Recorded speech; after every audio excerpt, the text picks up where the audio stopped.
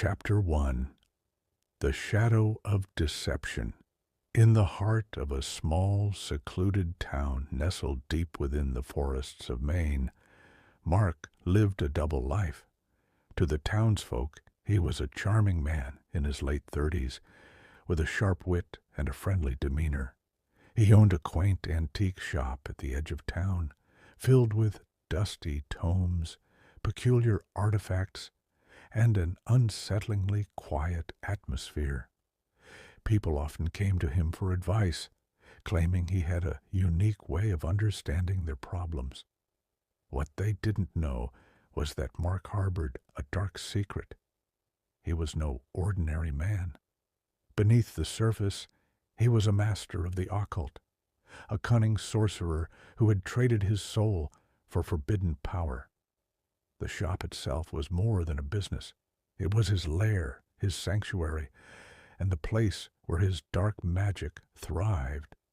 Hidden behind a false wall in the back room was a chamber filled with ancient grimoires, pentagrams etched into the floor, and jars containing strange, unearthly substances. One crisp October evening, a desperate young woman named Clara entered Mark's shop. Her eyes were sunken, her face pale with exhaustion. She explained that her husband had disappeared under mysterious circumstances, and the authorities had no leads. Rumors in the town claimed that Mark had a way of seeing things others couldn't, and Clara was willing to try anything to find answers. Mark smiled, his piercing blue eyes locking onto hers. "Of course I'll help you," he said in a soothing voice. "But you must understand, what I do comes at a cost." Clara hesitated but nodded. "I'll pay anything."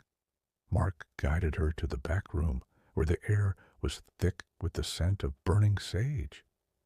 He asked her to sit in a chair positioned at the center of a large pentagram drawn on the floor. As he lit black candles at each point of the star, Clara began to feel a strange pressure in the room, as if the air itself were alive. "Close your eyes," Mark instructed. "Think of your husband. Picture him clearly in your mind." As Clara did as she was told, Mark's voice shifted. It became deeper, more commanding. He chanted words in an ancient language, his hands moving in intricate patterns. The candles flickered violently, and shadows danced across the walls. Suddenly, Clara gasped. In her mind's eye, she saw her husband, but not as she remembered him. He was screaming, his body engulfed in flames, reaching out for her. She opened her eyes in terror, tears streaming down her face. What was that?" she stammered. Mark leaned in close, his expression unreadable. "I'm sorry, Clara. Your husband's fate is sealed. He's beyond saving." Clara broke down, sobbing uncontrollably.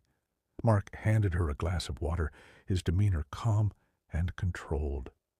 As she drank, he placed his hand on her shoulder. "You've been through enough.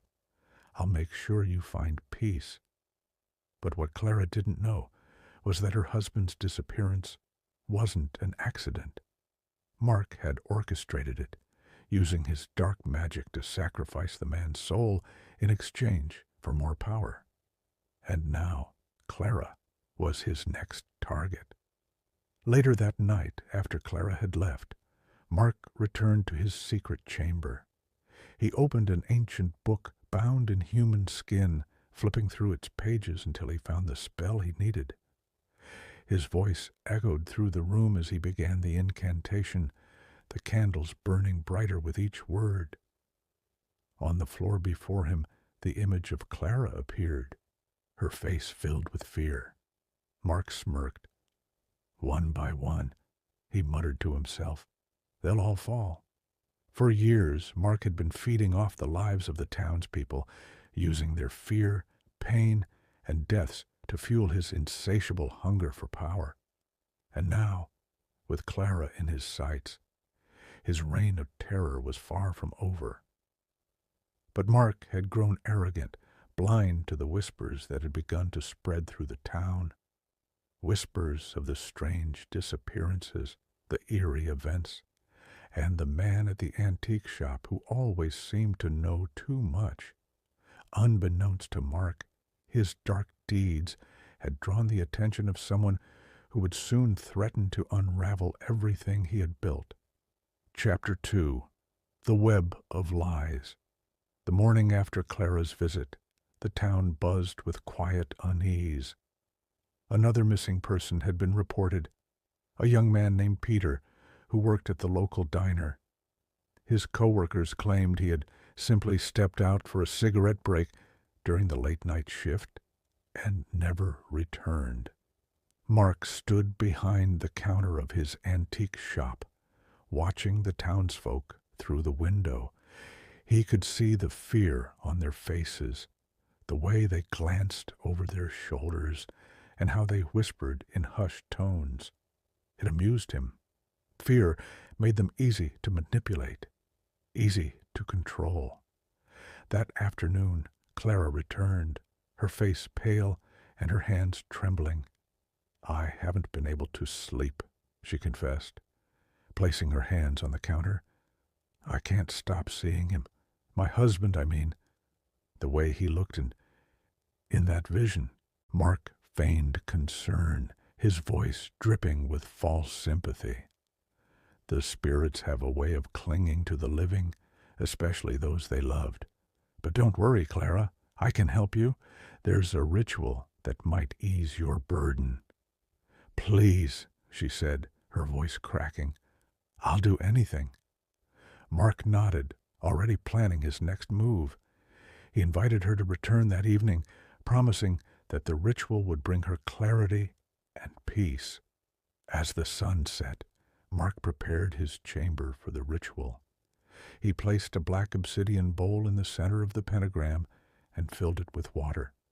Around it, he arranged various artifacts: a crow's feather, a lock of human hair, and a shard of bone. Each item pulsed with a sinister energy, relics of his previous victims. When Clara arrived, she hesitated at the threshold of the room. The air felt heavy, almost oppressive, and a chill ran down her spine. "Are you sure about this?" she asked, her voice barely above a whisper. Mark gave her a reassuring smile. "Trust me, this will help you find peace." Clara stepped into the room, and Mark guided her to kneel before the bowl. He lit more black candles and began chanting in a language that made Clara's skin crawl. The flames flickered violently, casting twisted shadows on the walls. As the chant grew louder, the water in the bowl began to ripple, then boil. Clara's breathing quickened as she saw images forming on the surface, visions of herself, screaming, trapped in darkness. "Stop!" she cried, trying to pull away, but Mark's grip was ironclad. "You can't stop it now," he said coldly, his charming facade slipping away. "You wanted to see the truth, Clara. Now you'll understand your role in all this." Clara's eyes widened in horror as she realized the visions weren't just images. They were a glimpse into her future. She saw herself lying lifeless in the forest, her body surrounded by blackened, dying trees. "What are you doing to me?" she screamed. Mark leaned closer, his voice a sinister whisper. "Your soul will serve a higher purpose, Clara. You should feel honored." Suddenly the candles extinguished, plunging the room into darkness.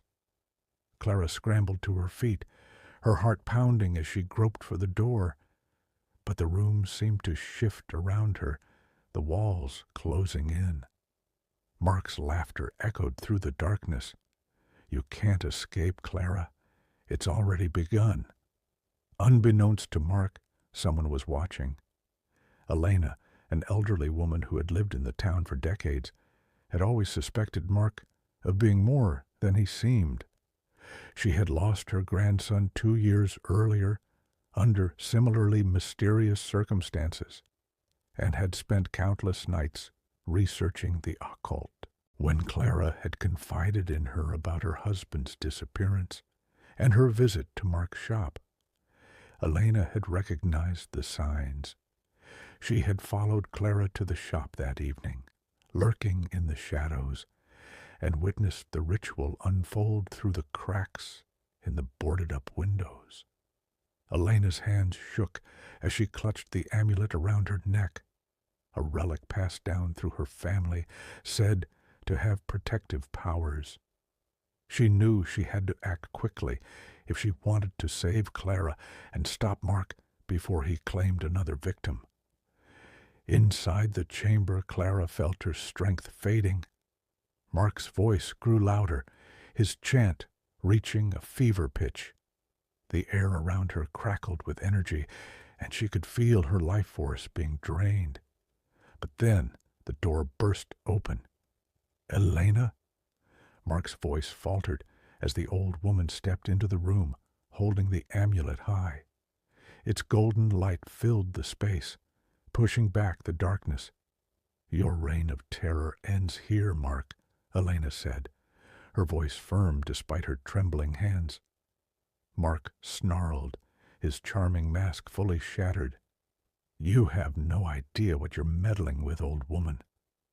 Elena ignored him, beginning her own chant. The light from the amulet grew brighter, and Mark staggered back, shielding his eyes. Clara, seizing the moment, crawled toward Elena, her strength slowly returning. The chamber trembled, the pentagram on the floor glowing ominously. Mark let out a furious roar, his body beginning to shift and twist as the dark magic he had wielded for years turned against him. "You can't stop me," he bellowed. "I am eternal." But Elena's chant reached its climax, and with a final burst of light, the room was engulfed in blinding radiance. When the light faded, Mark was gone. Elena helped Clara to her feet, both women breathing heavily. The chamber was in ruins, the artifacts scattered and broken. "Thank you," Clara whispered, tears streaming down her face. Elena nodded, her eyes weary, but resolute. "It's not over yet. There may be others like him. But for now, you're safe." As they stepped out into the cool night air, Clara looked back at the shop, now nothing more than an empty shell of its former self. She vowed to move forward, to honor the lives of those who had been lost, and to never let fear control her again. Chapter 3. The Final Reckoning. In the weeks following Mark's disappearance, the town began to heal. The antique shop was boarded up, its ominous presence no longer casting a shadow over the townsfolk. Clara returned to her life, grateful to be alive, but haunted by the memories of what she had witnessed. She couldn't forget the darkness that had nearly consumed her, or the bravery of Elena, who had risked everything to save her. Elena, however, knew their victory was only temporary. Mark's power had been vast, and the rituals he had performed left scars on the town. Strange things continued to happen. Whispers in the wind, fleeting shadows in the woods, and an oppressive heaviness that lingered in the air. One evening, Clara visited Elena's small, cluttered home. The walls were lined with shelves of books and jars filled with herbs, and a faint smell of incense hung in the air. "Elena, I can't stop thinking about what happened," Clara said, sitting at the old woman's kitchen table. "Do you think it's really over? Is he gone for good?" Elena sighed, pouring them both a cup of tea.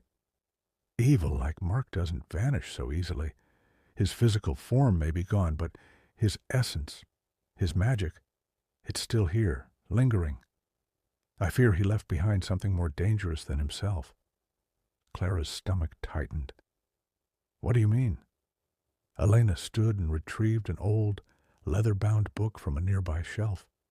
She opened it to a page filled with strange symbols and pointed to an illustration of a shadowy figure. Mark wasn't just a sorcerer. He was a vessel for something far older, far darker. I believe he was trying to summon it fully into our world. Clara's face paled. Summon what? Elena's voice dropped to a whisper. A demon, one of immense power, and I think he succeeded, at least partially. That night, Clara couldn't sleep. She lay awake, staring at the ceiling, her mind racing with Elena's words. Just as she began to drift off, a strange sound startled her, a faint, low humming that seemed to vibrate through the walls of her home. She got out of bed and walked cautiously toward the living room. The humming grew louder, more menacing. As she reached the doorway, she froze. In the center of the room stood a shadowy figure, its form twisting and writhing as if it were made of smoke. Its glowing red eyes locked onto Clara, and a deep, guttural voice echoed in her mind. "You cannot escape me," it said. "He may be gone, but I remain. I see you. I see your fear." Clara screamed and stumbled back. But before she could run, the figure vanished, leaving only the faint smell of sulfur behind. The next morning, Clara rushed back to Elena's house, her hands shaking as she recounted what had happened. "It started," Elena said grimly. "The demon is tied to this town now. It feeds on fear, and it's growing stronger." "What do we do?" Clara asked desperately. Elena placed a comforting hand on Clara's shoulder. "We fight, but this time we'll need help." Over the next few days, Elena and Clara gathered a small group of townspeople who had also been affected by Mark's evil. Among them was Peter's sister, Sarah, who had lost her brother, an ex-priest named Father Michael, who had left the clergy years ago but still carried his faith, and a hunter named Thomas, who knew the woods better than anyone. Together, they prepared for the final battle. Elena taught them protective spells and wards, while Father Michael blessed weapons and objects with holy water. Thomas scouted the woods, identifying the places where the demon's presence seemed strongest. "It's drawing power from these areas," Elena explained, marking a map with red circles. "We need to confront it at its source." The night of the confrontation was cold and moonless, the forest shrouded in darkness. Armed with candles, charms, and weapons, the group ventured deep into the woods, guided by the faint, unnatural glow that marked the demon's lair. When they reached the clearing, the air was thick and suffocating. In the center stood a massive, pulsating rift in the ground, glowing with an eerie crimson light. The demon's form emerged from the rift, towering over them, its voice shaking the earth. "You dare challenge me?" it roared. "You are nothing but insects before my power." Elena stepped forward, her amulet glowing brightly. "You've fed on this town long enough. Tonight, we end this." The group began their attack. Father Michael recited prayers, his voice steady despite the chaos. Clara and Sarah formed a protective circle around Elena, holding candles that burned with enchanted flames. Thomas fired silver-tipped arrows into the demon's form, each one causing it to shriek in pain. Elena chanted an ancient incantation, her voice growing louder and more forceful with each word. The amulet's light grew brighter, piercing through the darkness. The demon howled, lashing out with tendrils of shadow that knocked Thomas to the ground and extinguished several of the candles. But the group held their ground, their determination unwavering. As Elena's chant reached its climax, the amulet emitted a blinding burst of light. The demon let out a final, ear-splitting roar as its form was pulled back into the rift. The ground shook violently, and then, with a deafening crack, the rift closed.